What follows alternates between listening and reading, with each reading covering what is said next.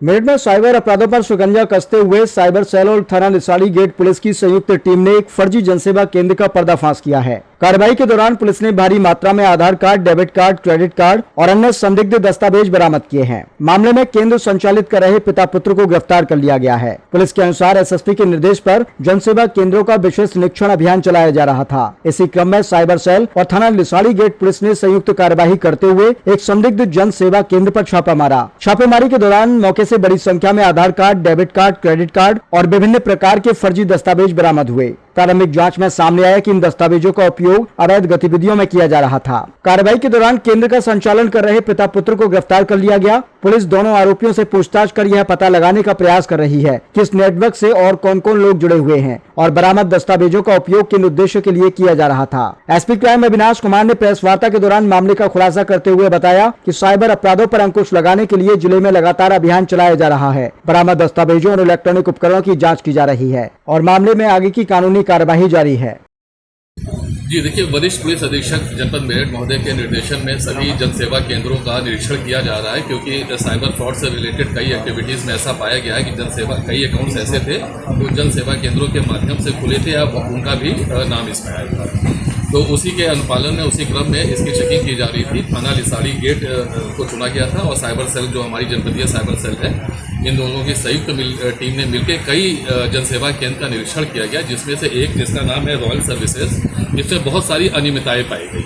गहराई से थोड़ा सा मौके पर छानबीन की गई तो इनका एक कंप्लेंट आपका एनसीआरपी पोर्टल पे भी दर्ज है इनके विरुद्ध, जो कि असम से दर्ज किया गया है।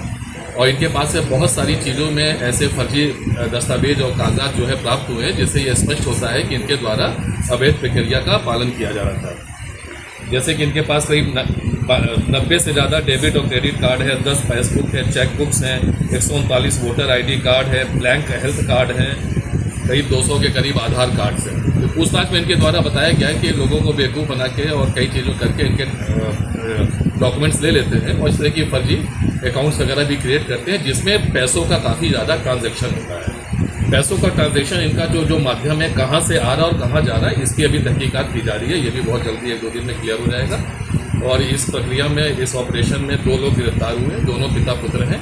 एक व्यक्ति, इनका जो बेटा है वो, या छोटे लड़के का जो भाई है वो फरार है, उसको अभी जल्दी शीघ्र उसकी भी गिरफ्तारी की जाएगी और इस पूरे नेटवर्क को पकड़ने का, तोड़ने का प्रयास किया जाएगा। इस तरह कितने और संचालित हैं। कितने समय से ये काम कर रहे थे? अकाउंट खोले जा रहे थे, क्या सर कोई बैंक वाले भी इनसे मिले हुए थे? कुछ अकाउंट खोला जा रहा तो बैंक का भी मिलना?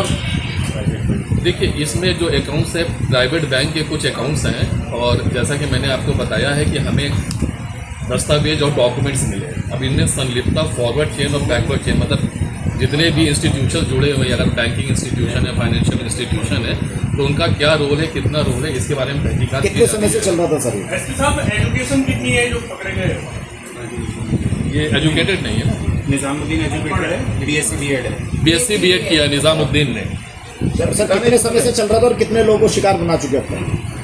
लगभग कितना, इसमें सर जितने लोगों को मिला है करीब 2 साल से चला रहा है, 2 साल 2.5 साल से। अकाउंट का ऐसा, इनका मेन तो अकाउंट्स में ट्रांजैक्शंस और फर्जी ये दस्तावेज वगैरह, जो क्या नाम है, बैंक अकाउंट्स, आधार कार्ड, ये अब ये कितने आए हैं, कितनों को किया गया, ये अभी हम लोग तहकीकात करके आप लोग को सूचित कर देंगे। जो आधार कार्ड है, जिन लोगों के नाम से अकाउंट खोल लेते, तो सर कौन लोग थे वो, क्या किस तरीके का लालच उनको दिया जाता? उनका सत्यापन अभी किया जा रहा है। अभी तो इनके द्वारा स्वीकार किया गया है कि इनके द्वारा इलीगल तरीके से इन चीज़ों को। सर जनता के लिए आपसे एक सवाल है सर, पब्लिक कैसे पहचान करेगी फर्जी जनसेवा केंद्र की और जो सही जनसेवा केंद्र है, कैसे पब्लिक को अवेयर करेंगे आप?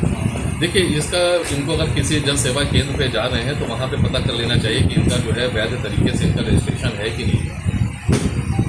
और पब्लिक के लिए ये है कि अब आजकल के जिस तरीके से हम लोग देख रहे हैं कि हम लोग टेक्नोलॉजी की तरफ जाते जा रहे हैं और बहुत सारी चीज़ें हैं जो मतलब सब कुछ टेक्नोलॉजी के माध्यम से हो रहा है, वर्चुअल वर्ल्ड बहुत तेज़ी से बढ़ता जा रहा है। तो हम सभी को अब छोटी मोटी चीज़ों के लिए थर्ड पार्टी पर भरोसा नहीं करना चाहिए, स्वयं को ही प्रशिक्षित करना चाहिए। जहाँ तक हो सके, अनिवार्य ना हो तब तक जो है इस तरह की चीज़ों की फैसिलिटी ना अवेल करें, और अगर करते हैं तो प्रमाणित कर लें कि वो रजिस्टर्ड सोसाइटी है या रजिस्टर्ड। सर बड़ा सवाल है सर मेरा, आपने कहा कि वो प्रमाणित कर ले।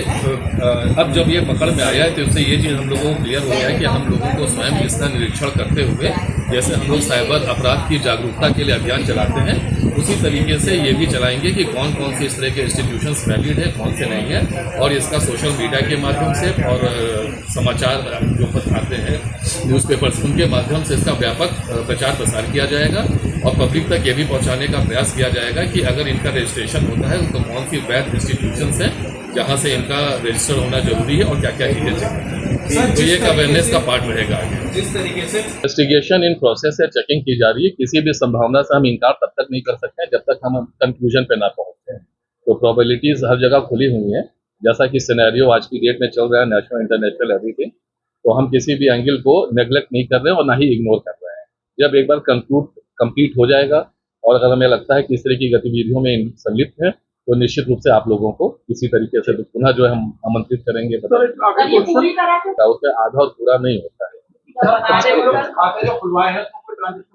बहुत सारे ट्रांजेक्शन हुए हैं जिसका जो है कर रहा है, ये अभी चेक किया जाएगा। सर, जन सेवा केंद्र अथॉरिटी कहाँ से मिलती है और क्या वो लोग भी जांच के दायरे में? उनसे बातचीत की जाएगी, इस बारे में कोई टिप्पणी हमारा निश्चित नहीं है। हाँ, उसमें दे रखा होगा, आप देख रहे हैं।